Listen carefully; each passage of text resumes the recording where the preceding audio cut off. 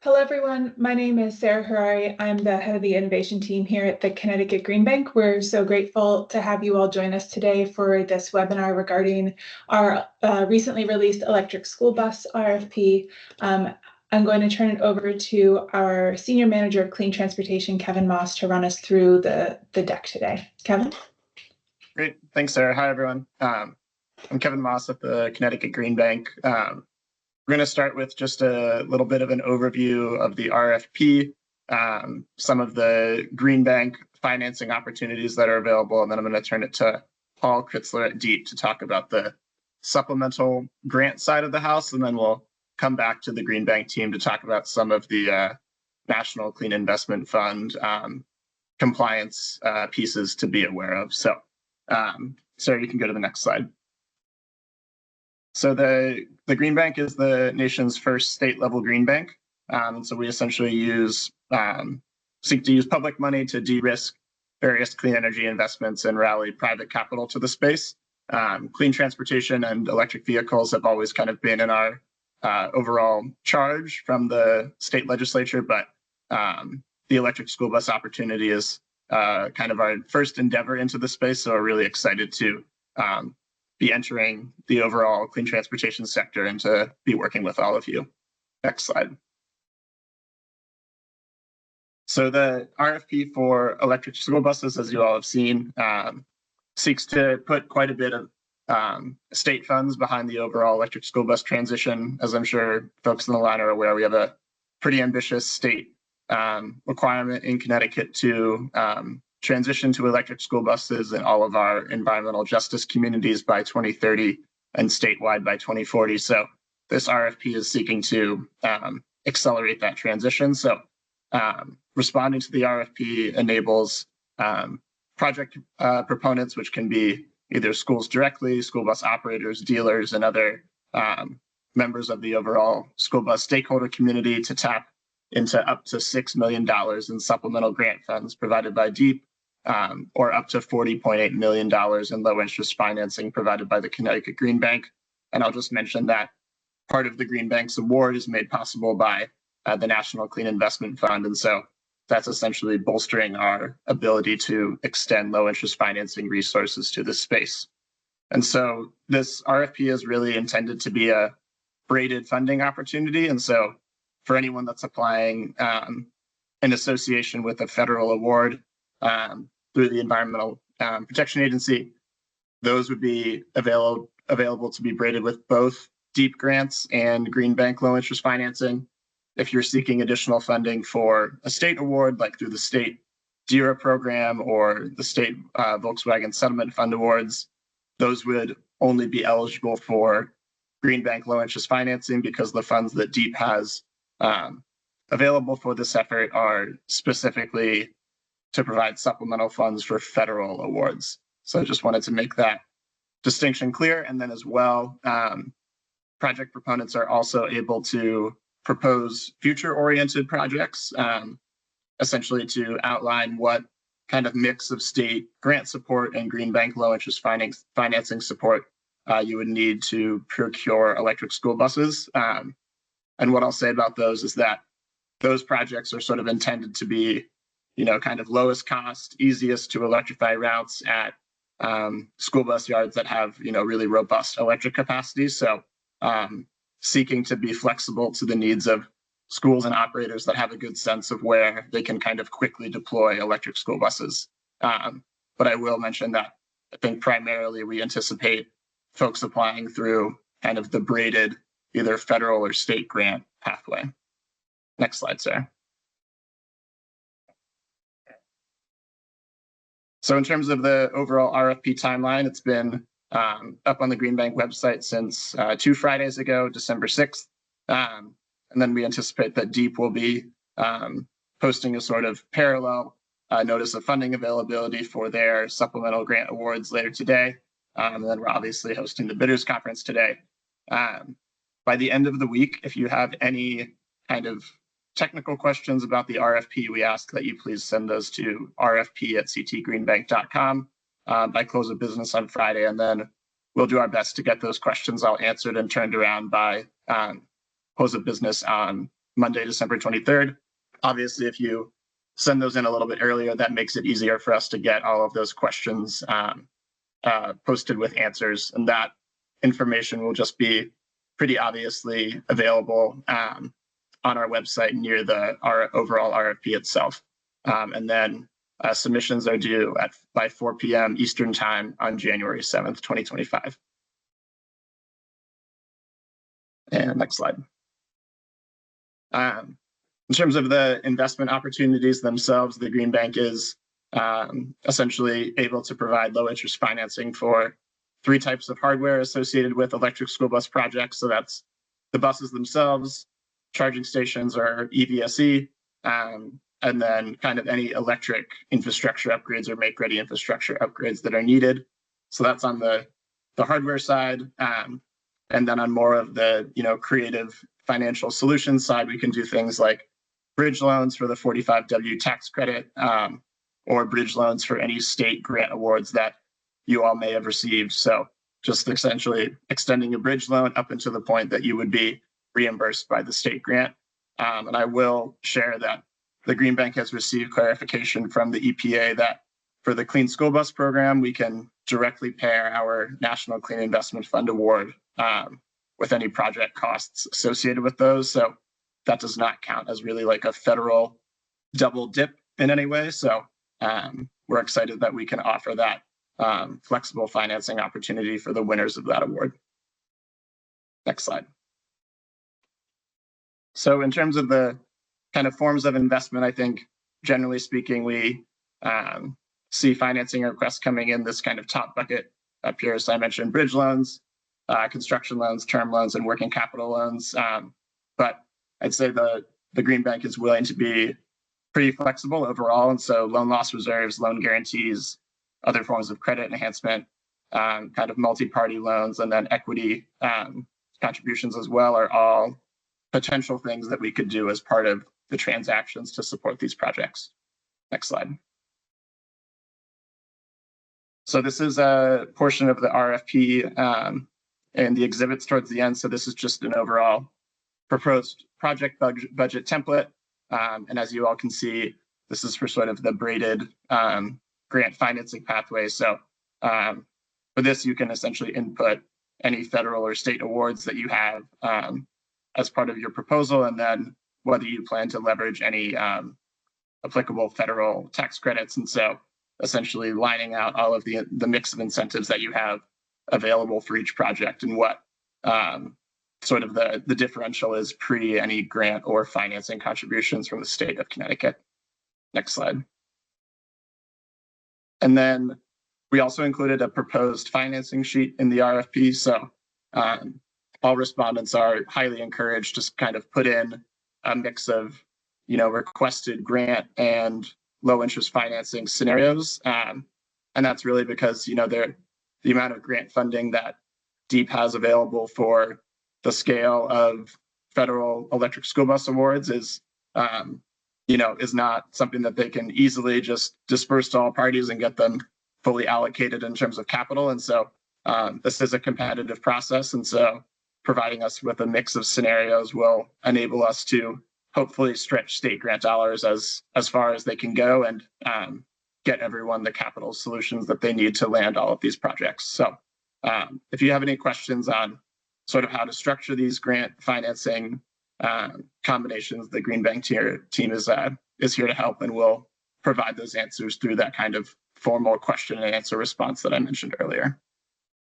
Next slide. We also wanted to make available just a list of the federal EPA electric school bus awards that have flowed to Connecticut thus far. This is a mix of the Clean School Bus program is under the bipartisan infrastructure law, and then we also did include the recently tentatively confirmed Branford Award with Zoom through the Clean Heavy Duty Vehicles program. That's a Inflation Reduction Act program, and so both of those would be eligible for kind of the braided funding approach. And so as you all can see, there have been quite a few large federal awards that have flowed to Connecticut, which we're really excited about. Next slide. And then just wanted to flag as well that there are a handful of state electric school bus awards that are that would be eligible for this as well under the Green Bank financing opportunities. So those are a mix of state Diesel Emission Reduction Act awards and also Volkswagen Settlement Fund awards as well. And next slide. And now I'm going to kick it over to Paul Kritzler at DEEP to provide a little bit more information about what they can offer in terms of supplemental grant funds. Yeah, absolutely. Thank you, Kevin. Kevin's been moving along here, so I'll try and keep that pace up. As we've talked to a number of people here on this call that I'm noting on this call, we do have funding for a supplemental grant program as well as authority that was provided in Public Act 22-25. So that gave us access to $20 million in bond funding. We have accessed $6 million of that funding thus far, so we have that in hand ready to utilize. There's a number of federally funded sources for school buses. Kevin ran over a bunch of those: EPA Clean School Bus, Diesel Emission Reduction Act, not just the state side, but there is a federal side as well. And then the EPA medium and heavy duty grants. And then there's, a number of other ones that we may not have even anticipated. Kevin had the list of buses. I think that's 181 buses that have been funded so far. So you can go ahead and move to the next slide. Thank you. Okay, so Kevin mentioned that we're going to be coming out with a NOFO. We're anticipating, that's definitely happening this week, if not today or tomorrow. We've been working with Green Bank to try and determine how to braid these funds for a long time now. So we're really intending for this to work in parallel, and not even just in parallel. They're really, as Kevin said, a braided funding opportunity. When we do release this NOFO, we will release it on our Clean School Bus website, and I've linked that in this presentation. And then we also have a mailing list off of our state implementation plan, regional air. Forget what SIPRAC exactly stands for, but we have a mailing list. It's where all of the air mail and notices go out. So if you're not a member of that list, we encourage you to sign up to that list as well. And we realize too that this is a parallel process. So what we've done is we've tried to work through the forms and really minimize and simplify those forms so that you're not doing too much of the same stuff in both forms. And so we've really worked with Green Bank to try and streamline that process. So you're really not giving us stuff that you're giving them in duplicate, that we're sharing those materials. And then down at the bottom here, you can really see the things. Our mission, of course, is clean air, and the things that we're really going to be looking for, these types of original model information that we're going to be looking for to try and determine what the air quality benefits are through our modeling platforms. You can go ahead and move to the next slide. And so once we get these, obviously we'll be working with Connecticut Green Bank to determine project funding levels. Obviously, the Air Bureau is focused on our mission, which is to reduce air quality impacts from mobile sources, including these school buses. And so in our function in this process, we're really looking at criterion number one, which is statutory, has the project secured federal funding, or is it anticipating securing federal funding? Because that's what we're statutorily mandated to do. And then a few other things that we would be looking at is what's the air quality benefit of the project? What's the cost per ton reduction of the benefit? Does it meet DEP's policy objectives? And those will be more laid out when the NOFO comes out in a little bit. And then obviously for our modeling purposes, we need to know what vehicles are replacing other vehicles so that we can determine what the emissions benefits are. We realize not everybody has that kind of information. And so there's base level of information that we would need. At the very least, it's what year do you project to be replacing vehicles? So that's what we would need to know about the vehicles that are coming in. And so, we're going to be open in this process to work with any applicants so that we can get the right information for our process.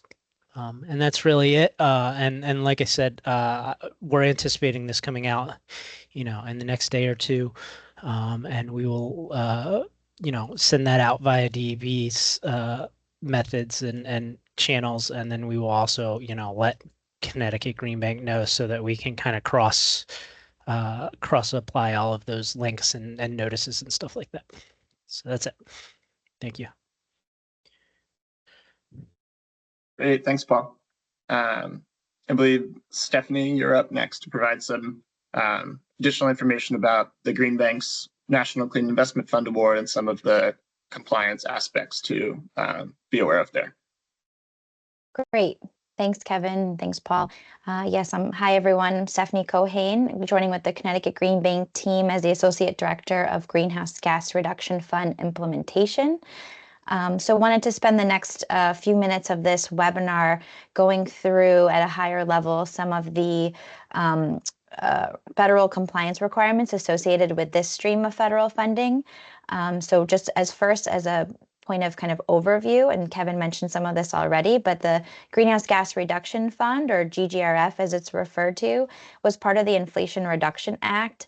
And it established a $27 billion investment fund through 3 different award competitions, really with the overall aim of mobilizing financing and private capital to deploy clean energy projects nationally. This is another federal program administered by the EPA. You heard of some others earlier. And I will focus on kind of the National Clean Investment Fund, or NCIF, but did want to just note, as a matter of context, the 2 other awards. There's a $7 billion funding award. Connecticut received part of that award through Solar for All. And then the 3rd award was a Clean Communities Investment Accelerator, or CCIA. So across NCIF and Solar for All, over $100 million in federal GGRF funds has been awarded to Connecticut, and the Green Bank is excited to play a role in assisting with the deployment of those funds. Again, specific to the National Clean Investment Fund, or NCIF, NCIF has identified zero emissions transportation projects and their associated enabling infrastructure as one of its priority project categories. And as Kevin mentioned, this is really a great opportunity to combine multiple sources of federal and state funding. And that's what the Green Bank is looking to do, in part through this RFP. Before we move to the next slide, just wanted to mention that another tenet of the GGRF program is to prioritize deployment of clean energy and zero emission transportation projects in low and disadvantaged communities, or LIDACs is the federal kind of term. These communities have been historically underrepresented in installations nationally and to date. So I just wanted to point out as well that the RFP includes a list of priority communities for Connecticut. So this list does include the federally identified LIDACs in Connecticut, as well as Connecticut's list of distressed municipality designation, which is determined by our Department of Economic and Community Development. I think we can go to the next slide. So like all other federal funding programs, the GGRF program has its own terms and conditions that require certain compliance with certain acts. So we wanted to use some of the time in the webinar today to highlight a few of these requirements, as proposers are strongly encouraged to submit bids that comply with these applicable rules and regulations pertaining specific to the use of the NCIF funds. So I'm going to cover the 3 kind of acts and policies on this slide. But before I go through that, I wanted to also highlight then the RFP Exhibit A is some additional information on these federal compliance requirements. This webinar is also being recorded should you want to refer back to it as you develop your bids. Finally, just wanted to add a disclaimer that the information contained in this presentation and the topics discussed today are based on our current knowledge of these program parameters, and that the presentation shouldn't be taken as legal or regulatory advice, and that if needed, please consult with your own counsel. And just as we continue to digest and kind of translate and disseminate any new information with regards to GGRF, we will continue to do so, and thanks for your patience with that. Next slide, please. So we can kick it off with the Davis-Bacon and related acts. Also, you could hear it as referred to as DB or DBRA. I'll note that some of these text slides are fairly text heavy, including this one, but I just wanted to provide it as a resource again, if it's helpful to reference. So Davis-Bacon has been in place for almost a century now, and it's not a new federal requirement or one that's specific to GGRF, as it has been applied in other industries in the past. It is now a condition of using federal funds specific through the Greenhouse Gas Reduction Fund. And so at the heart of this requirement is it requires contractors as well as their subcontractors to pay locally prevailing wages and fringe benefits to various classes of laborers and mechanics that perform work at the site of work, and that this must be done on a weekly basis. So really the key term here is unpacking what is a public building or public work.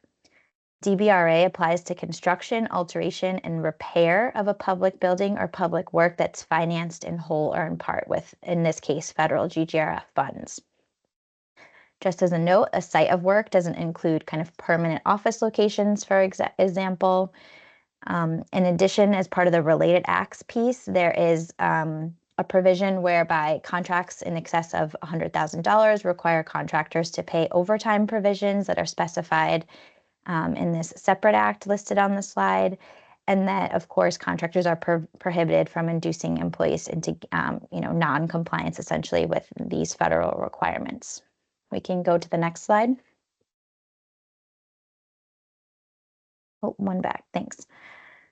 So on the federal wage determinations, which assists in determining what, or really it dictates what prevailing wage is. So for those who aren't as familiar, a wage determination is a set of wages, fringe benefits, and work rules that are established by the U.S. Department of Labor that consists of a prevailing wage for a given labor category, and in Connecticut's case, in a given county.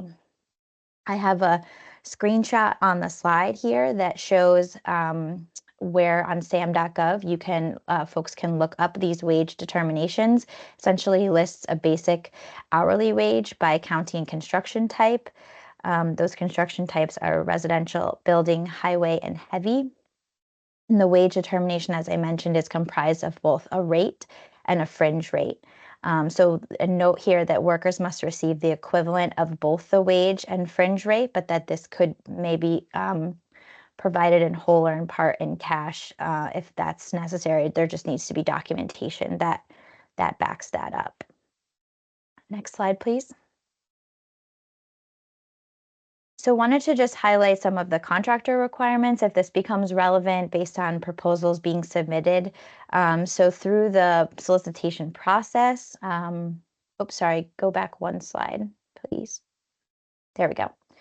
So the contractor requirements would be to respond to solicitations with accuracy and incorporate required terms and conditions language in any relevant subcontracts.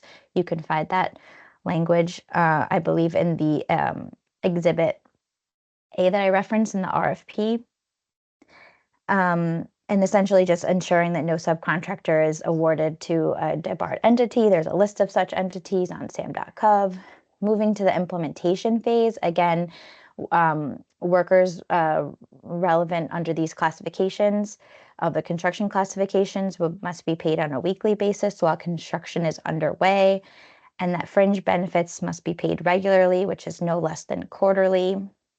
Importantly, contractors must submit weekly certified payroll submissions to the contracting agency, which in this case will be the Green Bank, and that includes information on behalf of any subcontractors. There's also a storage requirement for this material for a period of 3 years, and as well as a signage requirement to notify workers of this act and compliance. Next slide. So I'm not going to go through all of these in detail, but just wanted to reference that there are additional responsibilities for the Green Bank, again, as a contracting agency in instances where, in this case, NCIF funds would be utilized. But one thing I did want to highlight is that the Green Bank intends to procure a third-party DBRA compliance solution provider that would cover GGRF projects and would work with contractors directly to kind of implement the back-end reporting process required with the weekly certified payroll submissions, for example. I think we can turn to the next slide. Thanks. Okay, moving on to the Build America, Buy America Act. Also, you might heard folks refer to it as BABA. So Build America, Buy America was established as part of the 2021 Infrastructure Investment and Jobs Act, but it does build upon pre-existing federal domestic sourcing requirements for infrastructure projects that have been supported by federal funds in other industries. Again, terminology is important here. So the infrastructure is broadly defined. It's defined by any activity related to the construction, alteration, maintenance, or repair of infrastructure, and essentially projects that meet the public function test, whether they have a public accommodation or publicly accessible, are considered infrastructure. We were able to just recently confirm with the EPA that BABA does indeed, or would indeed, apply to EV chargers installed at public school bus depots, as EPA essentially deems public school bus depots public infrastructure. So on that front, BABA would apply. However, EPA also confirmed that BABA does not apply to the procurement of electric school buses in of themselves with GGRF funds. And for those of you who have received EPA's Clean School Bus Program funds, this is consistent with that program as well. Next slide. So what is covered under BABA? I'm not going to run through the definitions here in detail, but you can kind of see from the table, the broad categories are iron and steel, manufactured products, which includes, as I noted, the electric vehicle charger, as well as 8 different types of construction materials. And I think we have the next slide, please. I think we have a couple items that we wanted to highlight in terms of materials where BABA does not apply. These are temporary items that would be removed from a project site before completion, different aggregate, cement, other materials, as well as services associated with a construction project, engineering studies, for example, that would not apply. Next slide, please.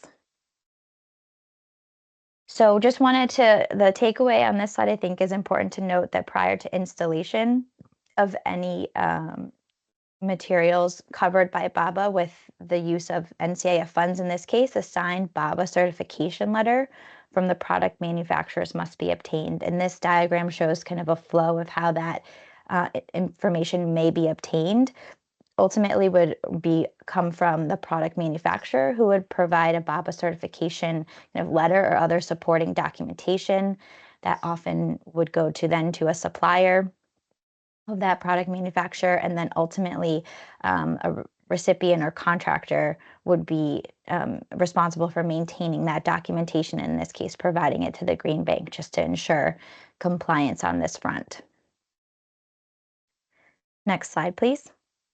So the last topic that I wanted to cover today, again, is not GGRF specific, but rather it's part of the EPA's general terms and conditions, which includes utilization of disadvantaged business enterprises, or again, DBE for short. So according to the EPA's definition, to qualify as a disadvantaged business enterprise, an entity must establish that it is owned and controlled, which means at least 51% ownership, by socially and economically disadvantaged individuals who are good character and are citizens of the United States. So therefore, the EPA identifies Asian Americans, Black Americans, disabled Americans, Hispanic Americans, Native Americans, and women as socially and economically disadvantaged individuals.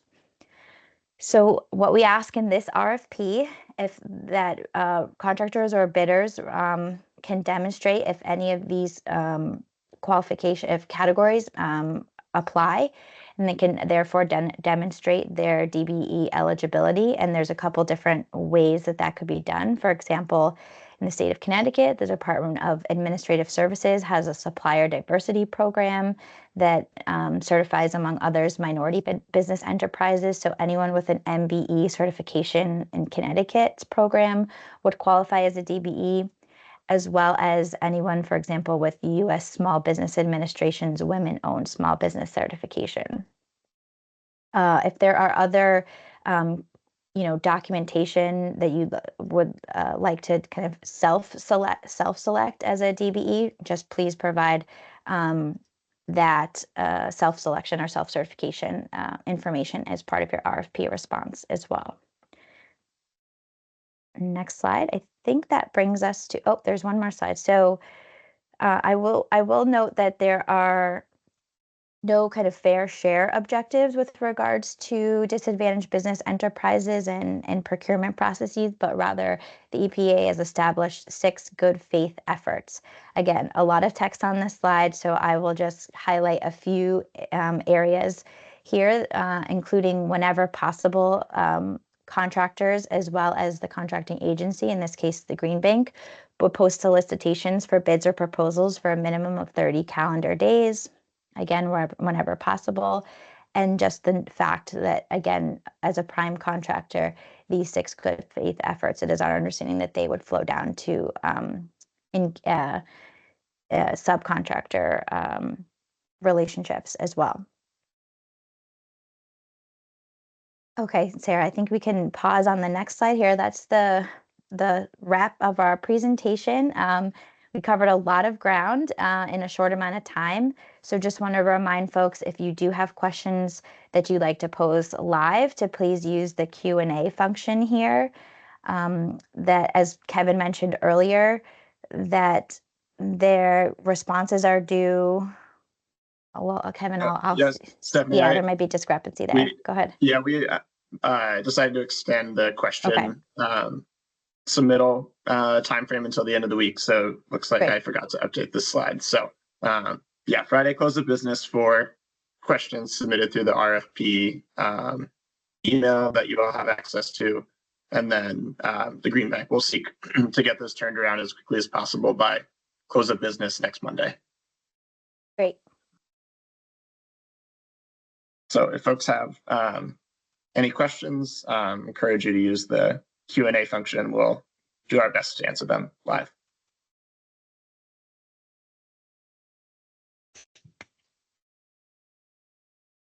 We haven't had any questions coming up, but I'm going to give it until 1:40 for us to receive questions. We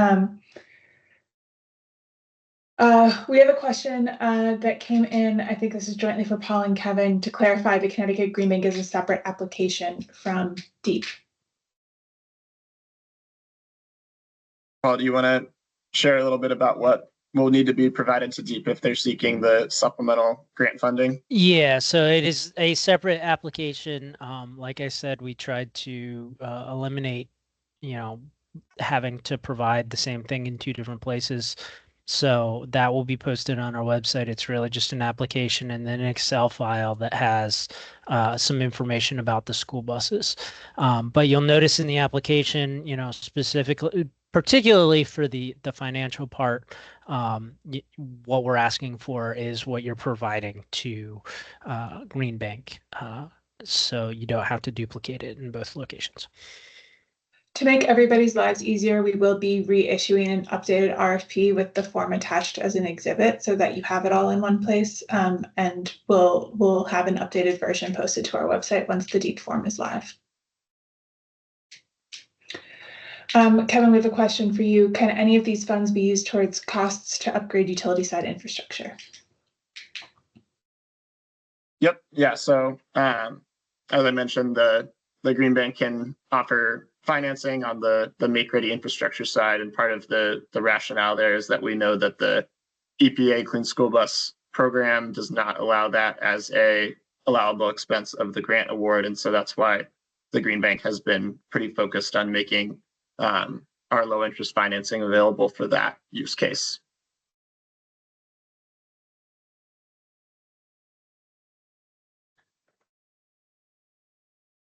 Some notice the Q&A function might not be working for everybody. So if the Q&A function is not working for you, you're welcome to put your question in through the chat function. Yeah, and I'll it was kind of buried on the investment opportunities slide, but I'd say the financing term for some of those electric system upgrade costs can be pretty flexible and pretty long term, depending on kind of who has ownership of the asset. And so that's a a flexibility that the Green Bank can bring to the table and kind of seek to figure out solutions with the user in that opportunity.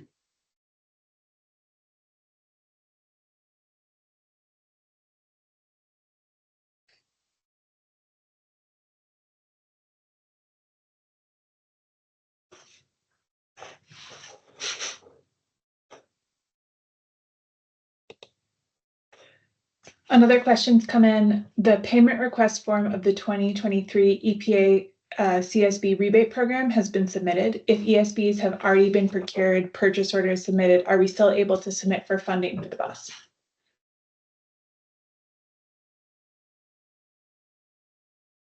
Sarah, I'm not seeing that question and didn't catch all of that, so I think that might be one that we want to provide a written response for, since it sounds like it's pretty specific.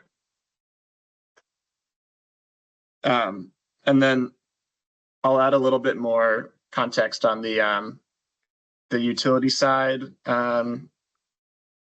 investments front. There is some language in the RFP that the Green Bank is aware of the fact that the Public Utility Commission in Connecticut is currently running a docket on medium and heavy duty vehicles, electric vehicles, that could in the longer term kind of affect some of the incentives and cost recovery mechanisms for some of these investments. And so there is some language in there reflecting that and the ability to be flexible in the future if that docket is finalized and there are incentives that are finalized as well.